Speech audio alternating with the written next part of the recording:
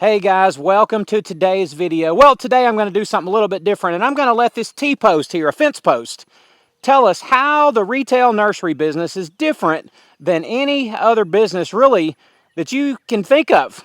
So what is it that's unique about being in the nursery business? Well, I'm looking forward to sharing this today with you guys, and I hope this is helpful to somebody. Well, there are obviously just about infinite kinds of businesses that you can be in, from nursery to endless forms of retail, technology, medical, shipping, you name it. But for our purposes today, I want to talk a little bit about retail business, because that's kind of the world that I operate in as a nursery owner. And one of the businesses that I work with a lot is farm supply stores, and just buying various materials for my nursery and for our property here. And one of the most common items that you'll find in a farm supply store is the T-post. And these are used commonly today for just about any kind of fencing application that you can imagine. So if you're raising goats or cattle or chickens or pretty much anything, people are using T-posts for that and much, much more today for all kinds of applications. So let's take a moment and think about the T-post in the retail farm store. Now let's say that I am the owner of Odom's Farm Store, and I need a load of 1,000 new T-posts, and I call my supplier and they send them to me, and I pay $5,000 for 1,000 T-posts, $5 each. I bring them into my store and I mark them up, double the price, and I sell them for $10 each. Now, that'd be a pretty good deal. People are buying T-posts all the time. That'd be a nice profit for me as the store owner. But all that T-post would ever be worth was $10. So it wouldn't matter if that T-post sat in my store for a week or a month or for a year. A year from now, it's still only going to be worth $10. And all I would ever be able to make off of them is $5 each. Now, that's just how typical retail works. You pay X amount for a product, you mark it up a certain amount, and then you sell it for the amount that you mark it up for. And the profit is what you make between what you purchased and what you sell it for, minus other expenses. So that's kind of how the retail world works, and that's how the world of the T-post works. All right, so in the world of the nursery, at least the way that we do our nursery, we're not just like a box store or something like that. We just buy plants in and then just sell them the next day. We like to do as much growing of our own plants here as we can. And this plant is a really good example. And I'm just using this one today as an example because we grow a lot of evergreens here, particularly arborvitas. And this is an emerald green arborvita that was just potted maybe 1 or 2 months ago as a rooted cutting. And you can see this is a really small plant. This is only about 6 inches tall. This is a small rooted cutting. It's only just starting to put on a little bit of growth, and as a rooted cutting, this plant would be worth about $1 to $1.50, something like that. And it's going to just stay in this pot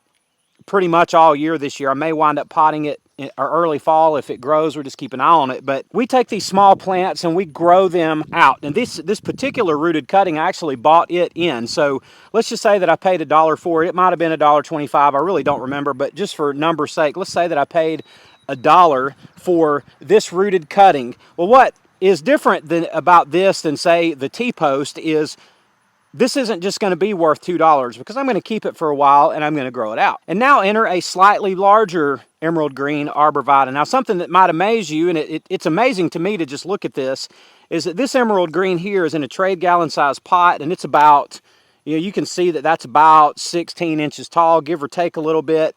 And this time last year, this plant was this size, and it's grown from this to this in 1 year. Now, this plant, just like it sits today, exactly as it is there, I can sell these for $8 each, and we sell a lot of these in these trade gallon size. People love to buy these. Small, they're affordable, easy to dig a hole. These things, we sell them really, really well. And the cool thing, though, to me about the nursery is that you pay $1 for something and you don't sell it for $2, but in a year's time, you sell it for $8. So your product grows, and as it grows, literally every day and week and month that it grows, it becomes worth more and more. The larger it gets, the more it's worth. So what we like to do at our place with our plants is to grow them out and grow them out and sell them and sell them and grow them and grow them. So that's one of the things about the nursery business that's really cool thing that kind of sets it apart from other forms of retail. And now enter in a third size pot. This is a trade 2 pot. It's about 1.75 gallons, something like that. So what I'm actually working on today is I'm taking some of these. These have filled out their pots really well. There's still a little bit of room in these for them to grow a little bit. They can grow up to 20, 22 inches, something like that. But some of these, I'm taking the next step with them and potting them up. So you can see that this plant here is basically the same size as this one. If you get them up to about the same level, they are very comparable in size. But now I'm going to leave these growing. It's mid-June now, and by fall, say September to early October, something like that, this plant in this pot will be about this tall, and it'll be much thicker and much bushier. Instead of getting $8 for it, then we'll be able to get about $15 for it. So in about 15 months time, maybe a year and a half, 18 months time, we can go from this, we can start selling them at this size, then we can continue selling them for even more at this size. And that's something we want to do in our nursery. Now, about 95% of all of the selling that we do at our nursery is retail selling, just to the public. And one of the things that we're learning this year, our first year in the nursery business, is how many people have asked that we have bigger plants. Now, it's probably 20 to 1 people wanting more of this size plant here, but people are asking for larger plants. And one thing that we can't do is just buy in a bunch of larger plants. We don't want that to be our business model. I don't want to be buying a bunch of 3-gallon arborvitas for $12 and flipping them for $15 real quick. You can do that, and that is a business model that's out there. It's just not what I want to do. So we're not going to be able to buy our way into the market with larger plants. We're going to keep our smaller plants and continue selling them too, but we're going to be growing out larger plants too. But instead of buying our way there, we're going to have to grow our way there, and this is the way that we're going to do it. We start with small plants. We grow them out till they outgrow that pot, then we bump them up to the next size, then we bump them up to the next size, all along selling a few as we go. And what's really remarkable about all of this to me is once you have the plants, once you buy your first haul of emerald green arborvitas, just as an example plant, you could apply this to any number of evergreens, shrubs, whatever.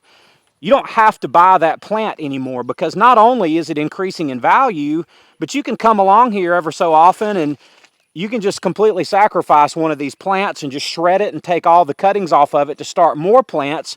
Or you can more selectively just come and cut here, maybe take 5, maybe take 10 cuttings off of a plant, start your own plants, and you never have to buy them again. So you take those, you get them rooted, and the next thing you know, you're potting them up in these little pots, and the cycle just continues over and over and over again. And the thing is, once you get the cycle started, it will continue itself perpetually as long as you'll just keep potting up, keep growing, keep fertilizing, keep selling, keep taking cuttings as you go.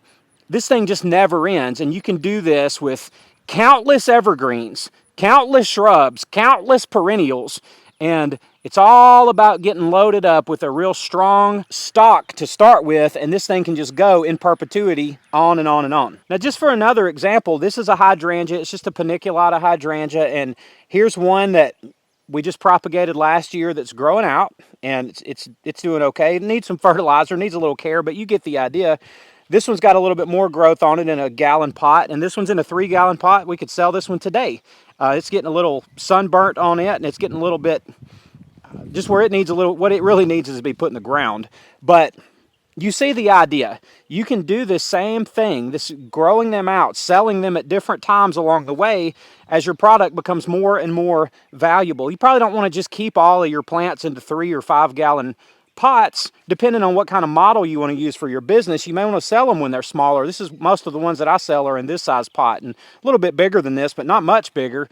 And just where you've always got a cycle. Like, we propagated all of these from our own cuttings. You just take cuttings right here, right here, right here, right here. We got plenty of videos on hydrangea propagation. So it's a really unique business model to be in. About the only plant that I would not do this is with a lot of your perennials. I mean, just for example, you're not going to take a daisy and just keep putting it in bigger and bigger and bigger pots. I mean, nobody's going to buy a 3-gallon daisy plant. I mean, maybe somebody somewhere would, but that's just not something that customers are going to be eager to buy. When your daisies get big and you haven't been able to sell them, and you've got, you know, a pot this size that's overflowing with them and nobody wants to buy it, then you need to just pull that out of that pot and divide it and make more and put them in smaller pots and continue your cycle with your perennials that way. There's just not really a market for them in, you know, big 3-gallon pots like there is for your larger shrubs, for your larger evergreens, trees, various plants. But I wanted to show you the uniqueness of this, and one of the reasons why I love it so much is that you kind of have this ongoing cycle where you're starting plants small, growing them kind of to a medium size, and selling them large, and selling them along the way. So that's another thing, or really the thing in my mind, that makes the nursery business unique. So there's the uniqueness of the nursery business, at least one facet of it. You got to keep these plants alive, you got to keep them growing, but as you do, they increase in value season after season, year after year, and you want to always keep that ball rolling. It's like a snowball. So it's going to add to itself as it moves on down the line, which is exactly what your nursery will do if you put in the time, put in the work, and put in the effort. Hey guys, I appreciate y'all watching today. I love y'all, and I'll see you on the next one.